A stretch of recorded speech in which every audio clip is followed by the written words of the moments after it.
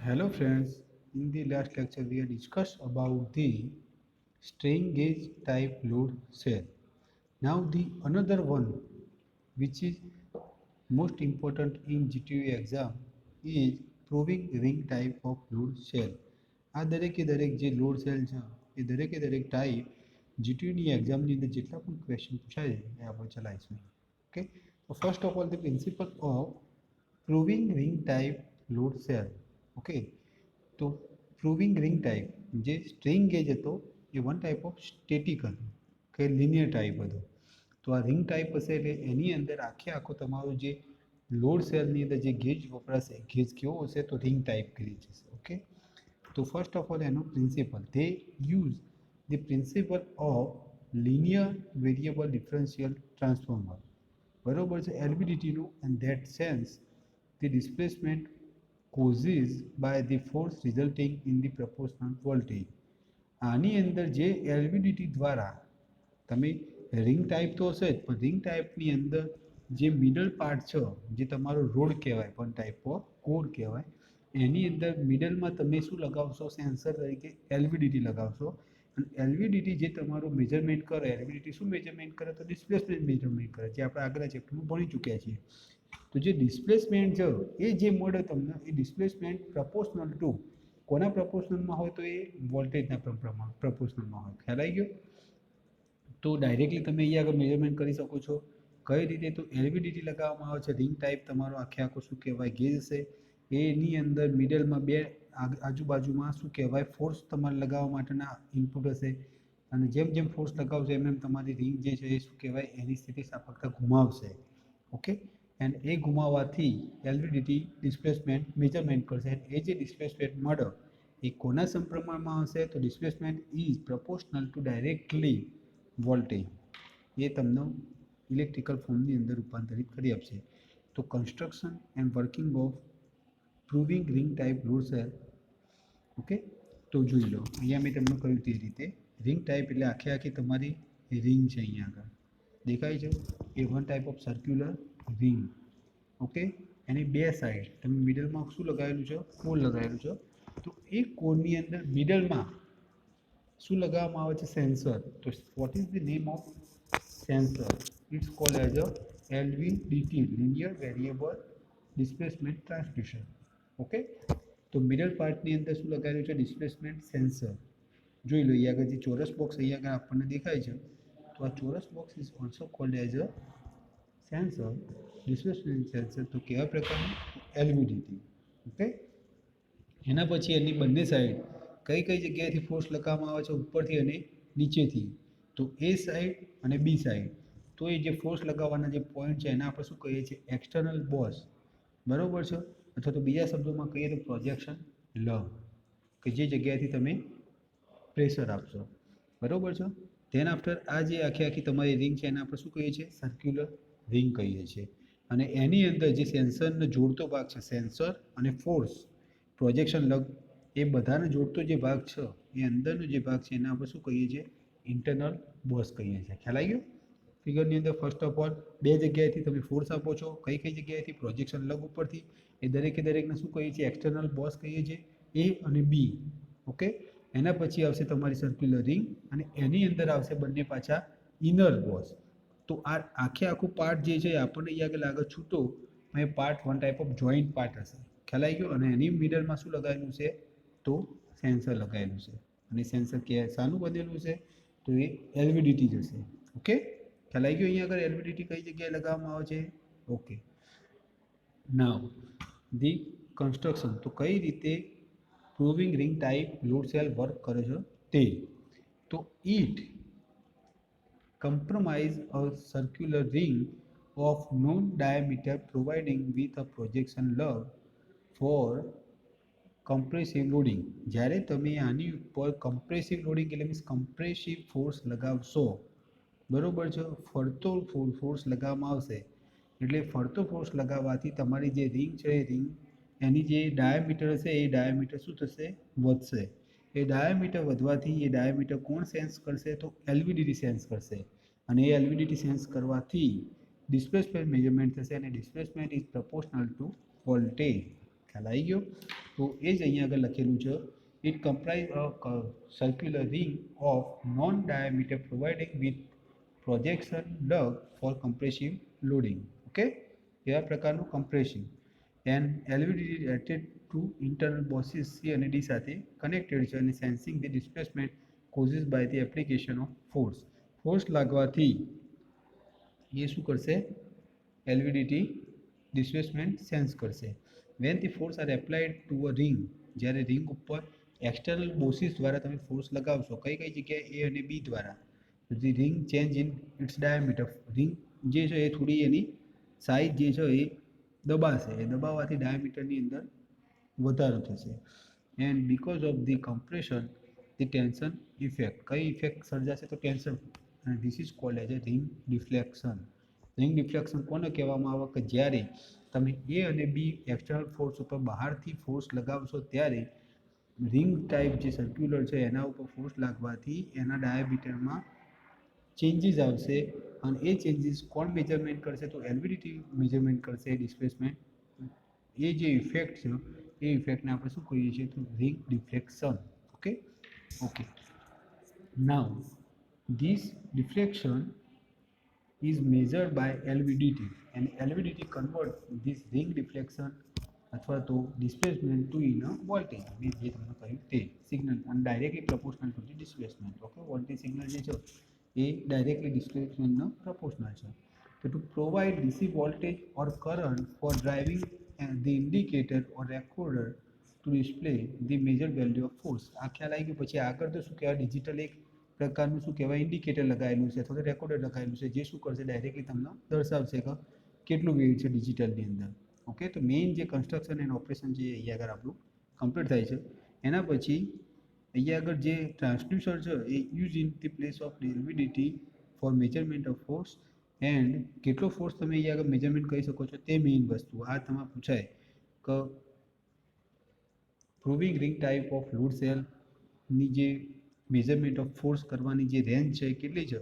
તો 0.0045 to 45,000 kg, એટલે means 45 ton. Okay, એકદમ લેસ ઇનપુટથી less output of a range of 5 to 200 millivolt પર વોલ્ટ ઓફ એક્સાઇટેશન. અલગ અલગ પ્રકારના વોલ્ટેજના એક્સાઇટેશન ઉપર ડિપેન્ડ છે કે કેટલા પ્રકારનું વજન મેજરમેન્ટ કરી શકે છે તે. ઓકે, પણ એવું હું નથી કહેતો કે proving ring type of load cell એક જ ટાઈપનું રિંગ દરેકે દરેક વસ્તુ મેજરમેન્ટ કરી શકો. જેમ જેમ તમારે લોડ વધારે મેજરમેન્ટ કરવાનું થશે તેમ તેમ તમે શું કહેવાય? એની રિંગની સાઇઝ જે છે એ અલગ અલગ બદલાતી જશે. ઓકે, now next the advantages of proving ring type of load cell. તો they provide high accuracy. High accuracy એટલે વધારે પડતી એક્યુરેટ હોય છે એ.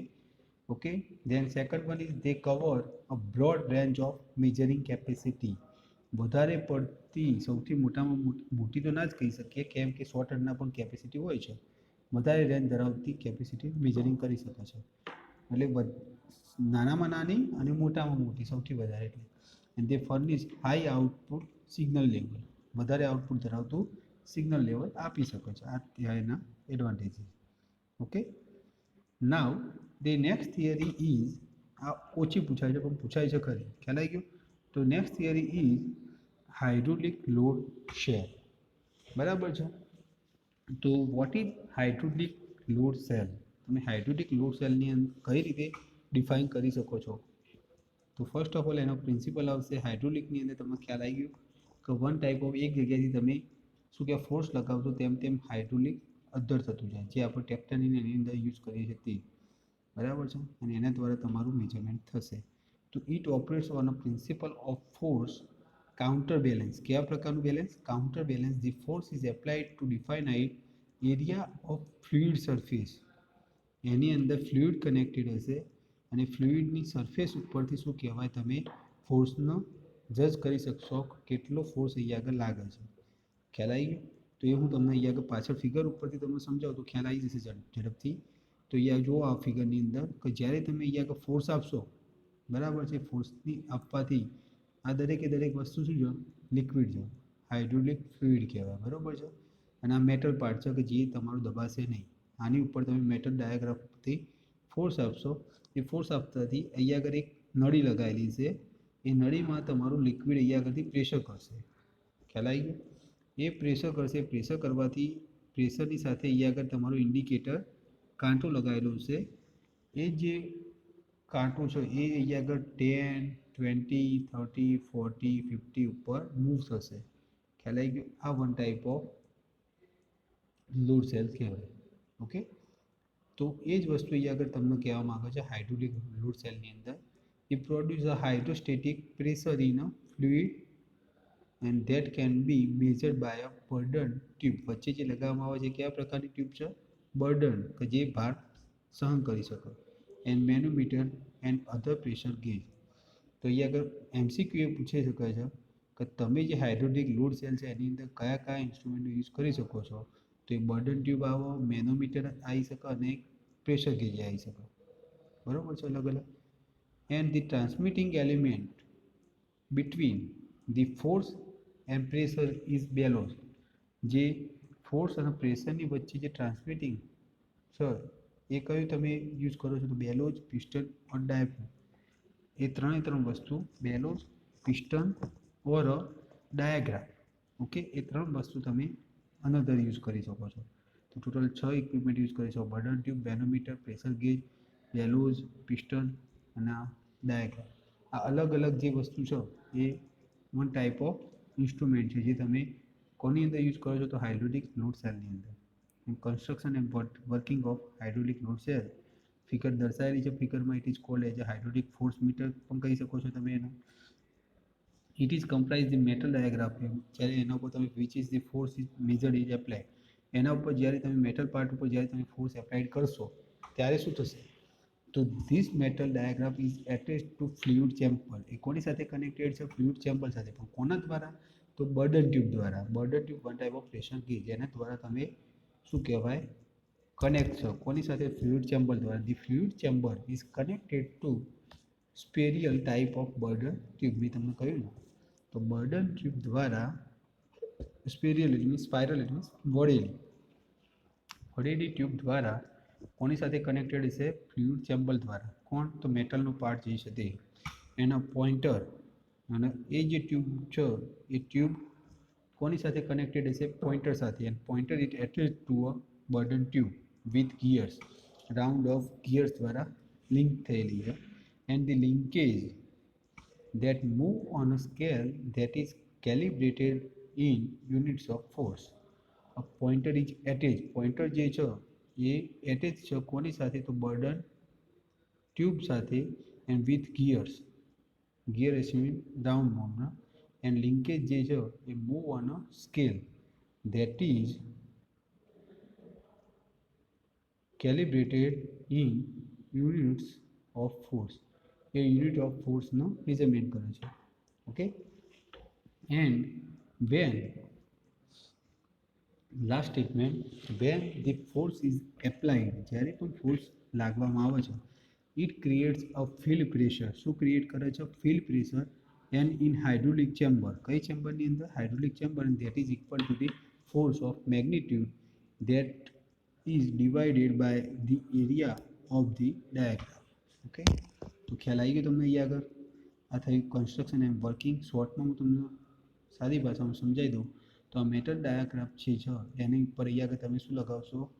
ફોર્સ લગાવશો. ફોર્સ લગાવવાથી આ પાર્ટ અહીંયા આગળ પ્રેશરાઇઝ થશે. પ્રેશરાઇઝ થવાથી આ જે છે તમારું ચેમ્બર હાઇડ્રોલિક ફ્લુઇડનું, એ હાઇડ્રોલિક ફ્લુઇડ અહીંયા આગળથી આ જે તમારી બર્ડન ટ્યુબ છે, આ કઈ ટ્યુબ કહેવાય?